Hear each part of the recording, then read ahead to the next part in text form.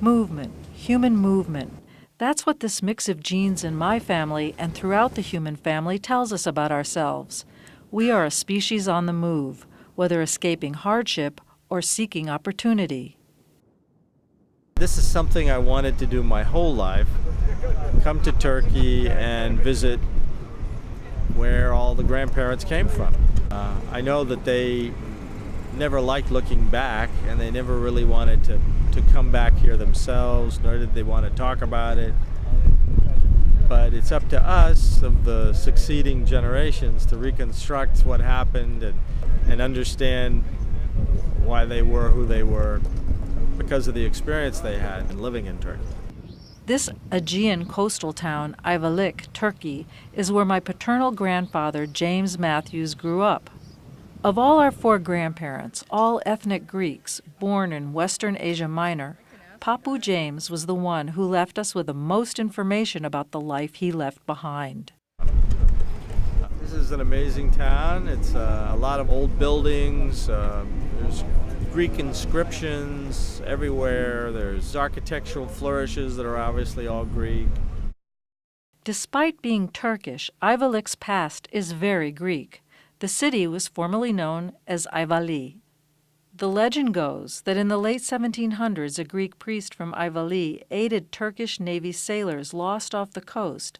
Later, when their captain became a powerful official, he granted the Greek population of Ayvalı special status.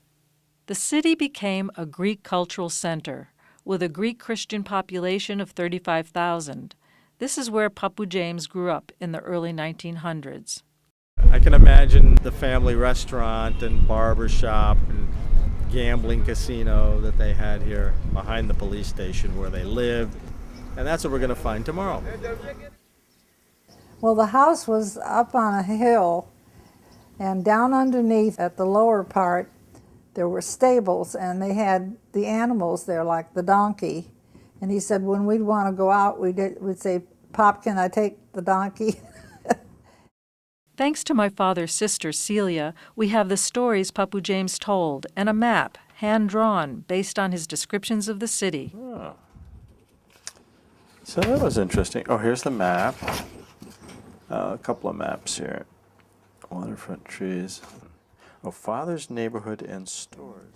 They were a prosperous family. They had orange groves and olive groves. It's a very wealthy little town on the coast of Anatolia, opposite the Greek islands. And its wealth comes mainly from its beautiful olive trees. They have wonderful olives there. Most of those olives were owned by Greeks until 1923, and then they left and Turkish people took over. The Turks took over after a long struggle of Muslim against Christian. My grandfather grew up with Balkan Muslims attacking his town. Leading up to when they left, there were Muslims who had been in Russia, who had been in the Balkans, who were expelled from those areas as the Ottoman Empire shrank. These people were forced back into into Anatolia, and a lot of them were horsemen, and they would be raiders. It was very difficult to be a Greek in Turkish surroundings. My aunt told me the story of how my grandfather had a new pair of shoes coming home from church one day, and the call came out that the raiders were coming on their horses with their big swords, and they were, trying to kill anybody they could kill. So all the Greeks ran to their homes to shutter their doors and their windows and stick their guns out the little slits and fight them off. And so our grandfather had to run home, and he was afraid he would hurt his shoes, which of course he ruined his shoes, but he got home safely. So. And he knew that when he was 18 that they would draft him into the Turkish army, and he would be, if a war came, he would be killing his own people.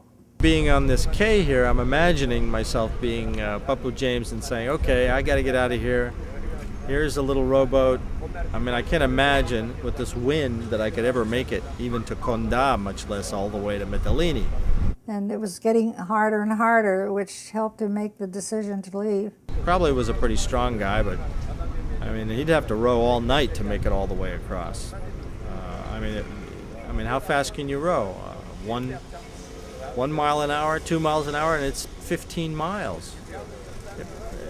It just boggles the imagination that he could have done something like that. Now that I'm here and I look at it, the story now seems really amazing.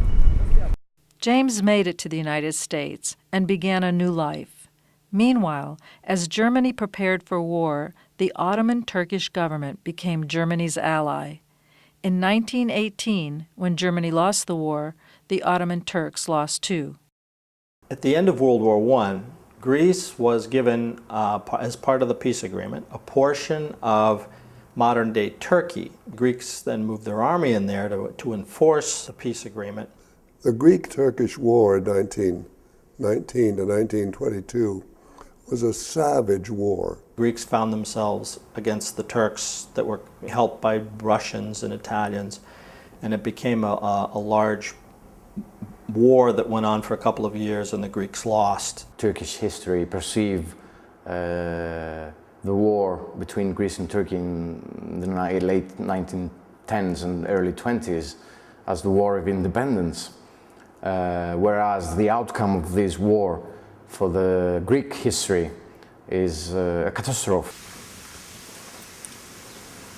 Everyone left except for the mother, our great-grandmother. She refused to leave. She stayed behind. My grandfather was getting food to her by a courier, a young Turkish boy, and this boy was sneaking food into her during the siege. She lived in the basement of the house until the boy was discovered. My grandfather couldn't get any more food through to her and never heard anything more. These houses here, they have been sitting here for about 80 years untouched, and just in the last 5 years there have been a reconstruction going on. They've been keeping the old structures and bringing them up to modern code, and people live in them now. Before this reconstruction finishes, we were hoping to find where the Matthews house is, and we have a pretty good idea that this building behind me, this house, is most likely the home that we're looking for. Bu evlerin Ayvalık'ta çoğunlukta bulunması, yani yoğun bulunması Ayvalık'ın bütünlüğüne çok güzel bir etki bırakıyor. Ayvalık özgün bir kent, kendisine özgü bir kent. Mujat Soylu collects historical Ayvalık photographs and illustrations. By digitizing and sharing these images, he sparks a wide interest in his city. Bütün dünyanın yaptığı gibi, bugün İtalya'nın bunu çok güzel yaptığı gibi, İspanya'nın bunu çok güzel yaptığı gibi ellerindeki eserleri, değerleri gerek pazarlama, gerek bundan somut, nesnel, maddi gelirler elde etme açısında olduğu gibi Ayvalık'ın da bunu yapması çok akıllıca olur. Ayvalık içerisinde yaşayan halkıyla birlikte, içerisinde yaşayan insanlarla birlikte, bir organizma gibi düşündüğünüz zaman şehirle birlikte yaşayan bu şehir kendisini çok iyi tanıtabilir dünyaya, ilgi çekebilir, misafir çekebilir. But as tourists admire the beautiful restorations, they're bound to ask, why did the original Greek families leave? 1919'da Yunanlılar bir oyun oynadılar. 1923'te game over oldu. O oyun onlar için bitti. Bunu böyle kabul etsinler. O şekilde bir oyun oynadılar, kaybettiler. Tamam, bitmiştir artık. Şimdi gelecekte, mutlu bir gelecekte beraber yaşayalım. So something like 2 million, 3 million Greeks had to leave what's modern Turkey, and there were some Turks that were in Greece that moved back to Turkey. Tamam, buyurun. Ευχαριστώ.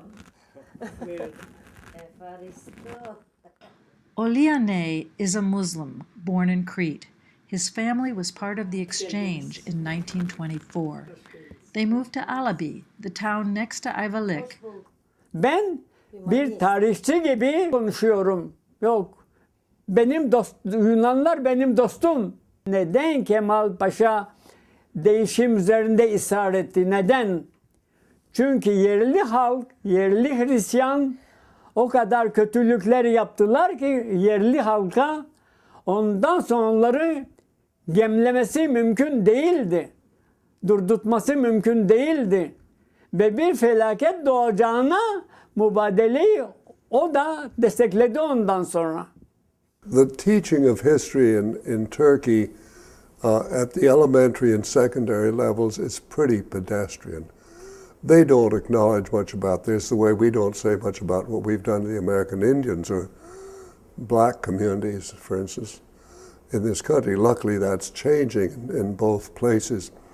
But in the universities and at higher education, there is a growing knowledge of and attention to this very complex Ottoman Empire and the richness that it had from its various constituents. Connecting Ayvalık with its Greek past brings meaning to the historic preservation, just as for my brother and I, connecting with Ayvalık brings meaning to our understanding of our family and ourselves. In Ayvalık, we discovered many cultural touchstones that bring us closer to our heritage.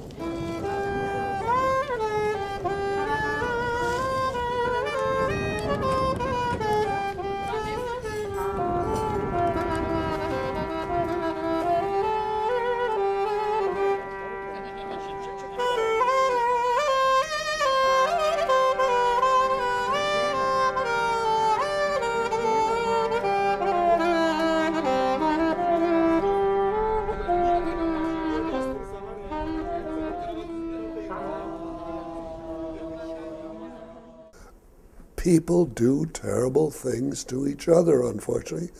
But I'm glad to say that in recent decades, the Greeks and the Turks are trying to reconcile, but getting over centuries of misunderstanding and conflict is not easy.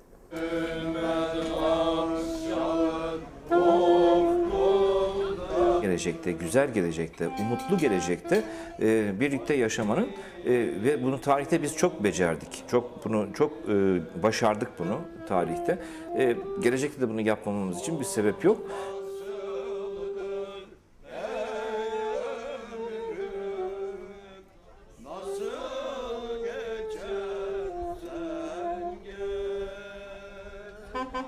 Thank you.